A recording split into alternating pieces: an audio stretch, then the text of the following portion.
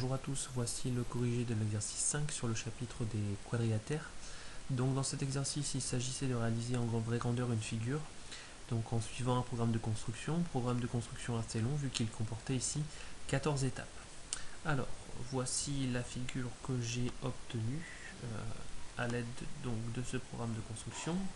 Donc on commençait ici par la construction d'un segment AB de 12 cm sur lequel on plaçait un point C à 8 cm du point A, donc pas de difficulté ici. Notons qu'il peut rester ici 4 cm pour le côté CB. Ensuite, il s'agissait de réaliser un triangle rectangle isocèle ACD, donc rectangle et isocèle en C. Donc à l'aide de l'équerre, on pouvait construire ici l'angle droit et ensuite tracer le côté CD de longueur 8 cm, vu qu'il devait obtenir la même longueur que AC qui mesurait lui déjà 8 cm. On termine par tracer le côté AD qui est l'hypoténuse de notre triangle rectangle ou la base de notre triangle isocèle.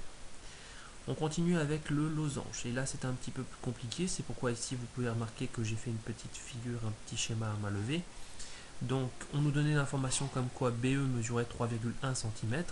Donc quand on a bien placé les sommets dans l'ordre CBFE, on peut remarquer que BE est en fait la diagonale. Donc le losange est coupé en deux triangles isocèles avec cette base de 3,1 cm et ensuite les autres côtés qui mesurent 4 cm pour avoir forcément ici un losange avec ces quatre côtés égaux. Donc pour positionner le point E, j'ai utilisé mon compas avec un écartement de 3,1 cm à partir du point B et un écartement de 4 cm à partir du point C. Voilà la position à l'intersection des arcs de cercle, donc localisation de notre point E. Pour le point F, il en est de même. Cette fois-ci, je reprends deux écartements de 4 cm à reporter à partir du point E et à partir du sommet B. On continue avec la position du point H sur le segment AD, tel que DH mesure 5,6 cm, donc pas de difficulté ici.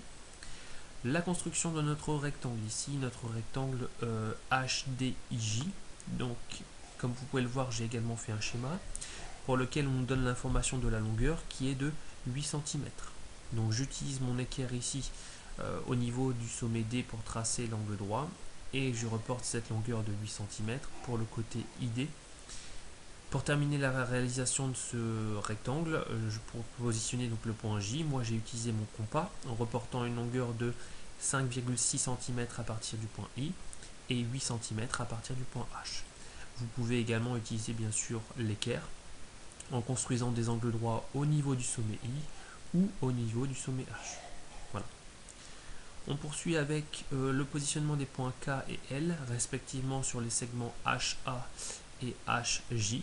Donc à 2,3 cm. Donc comme vous pouvez le voir, j'ai utilisé mon compas ici pour reporter ces longueurs. La règle fonctionne également très bien. Ensuite, on traçait le segment KL, donc pas de difficulté particulière. Je monte sur le haut de ma figure parce que c'est là que ça va se passer pour la suite. Donc on nous demandait de construire donc la demi-droite DI, comme vous pouvez le voir ici. Donc je rappelle qu'une demi-droite c'est donc un point de départ, l'origine qui est le point D, on passe par le point I mais on ne s'arrête pas. Sur cette demi-droite on plaçait un point M donc à 13 cm du point D, c'est-à-dire qu'il est également à 5 cm du point I vu que notre segment DI mesurait 8 cm. On continue avec la construction de notre carré, donc carré ici MINO. Comme vous pouvez le voir sur le schéma, on connaît déjà MI, c'est-à-dire la longueur du côté. Donc je construis un carré avec un côté de 5 cm. Pour la localisation du point N, donc le point N est bien situé ici et non pas au niveau du point M, parce qu'on nous informe que le point N doit être situé à plus de 10 cm du point J. Si je le place ici à la place du point M, il y aurait bien sûr moins de 10 cm. Donc MINO, donc bien sûr j'utilise mon équerre et ma règle pour reporter donc mes longueurs de 5 cm et pour construire mes angles droits. On continue avec la construction des droites ici, donc la droite MO et la droite ON, donc, qui vont monter bien sûr un petit peu plus haut. Voilà. Et on poursuit avec ensuite les parallèles à ma droite CD qui passe par M et par N. Donc vous pouvez remarquer ici que, comme on l'a vu en tout début d'année, j'ai construit à l'aide de mon équerre les pointillés, donc pour construire en fait une perpendiculaire par rapport à mon segment CD. et j'ai repris donc mon équerre que j'ai positionné sur mes pointillés en passant donc une première fois par le point M pour tracer la parallèle ACD qui se nomme D, et une deuxième fois donc de même mon équerre sur les pointillés, cette fois-ci en passant par le point N pour tracer la parallèle ACD qui s'appelle D'. Voilà. L'intersection donc de ces droites D et ON me donne un point R, comme vous pouvez le voir ici, et l'intersection de ma droite D' et ma droite MO tracée tout à l'heure me donne la position de mon point S. Voilà donc ici la fin de la construction. Pour terminer, il s'agissait de mettre en couleur certains polygones. Donc ici SORMIN, qui forme en fait, comme vous pouvez le voir, la tête d'une figure qui pourrait être assimilée à un chat. Ensuite, le polygone suivant, donc nous avons IJLKACD.